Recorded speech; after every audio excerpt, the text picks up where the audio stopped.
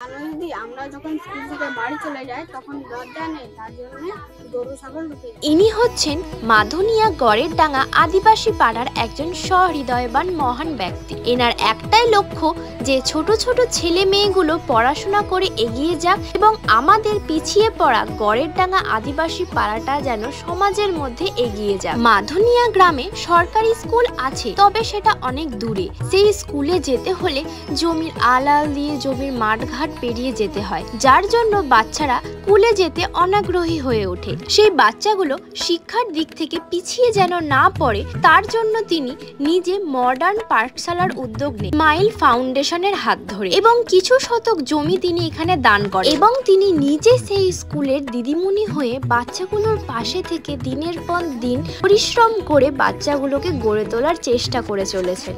দিদিমণির মতন ভালো মানুষ হতে চাই এবং সবার পাশে দাঁড়াতে চাই। তোমার নাম কি? আমি কিসকু আচ্ছা, তুমি কোন ক্লাসে পড়ো? এলকেজি। তুমি বড় হয়ে কি হতে চাও? নায়ক। বাহ। যখন বৃষ্টির দিন হয় তখন আমাদের জানলা থেকে জল ছেটা পড়ে সব বই খাতা ভিজে যায়।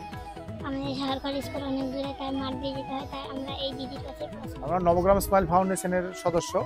আমরা 3 বন্ধু মিলে, সাদ্দাম, সুজ্জ্বল এবং আমরা 3 বন্ধু মিলে আমরা এক সংস্থাটা পরিচালনা করি। আর আমাদের মডার্ন পাঠশালা এটা প্রজেক্ট, আমরা এডুকেশন নিয়ে মেনলি কাজ করি। আমাদের এটা গুরুত্বপূর্ণ সেন্টার। এই যে জায়গাটা আছে, এই জায়গাটা আমাদের দিদি দিয়েছেন। দিদির নাম পরি মুর্মু।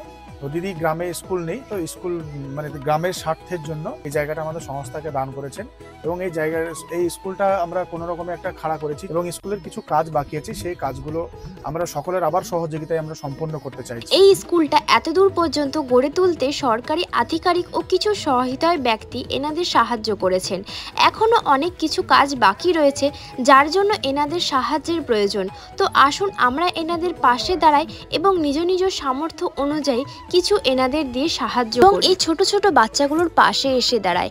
আজকের মতো তবে এখানেই আসি, দেখা হচ্ছে আবার অন্য কোনো ভিডিওতে।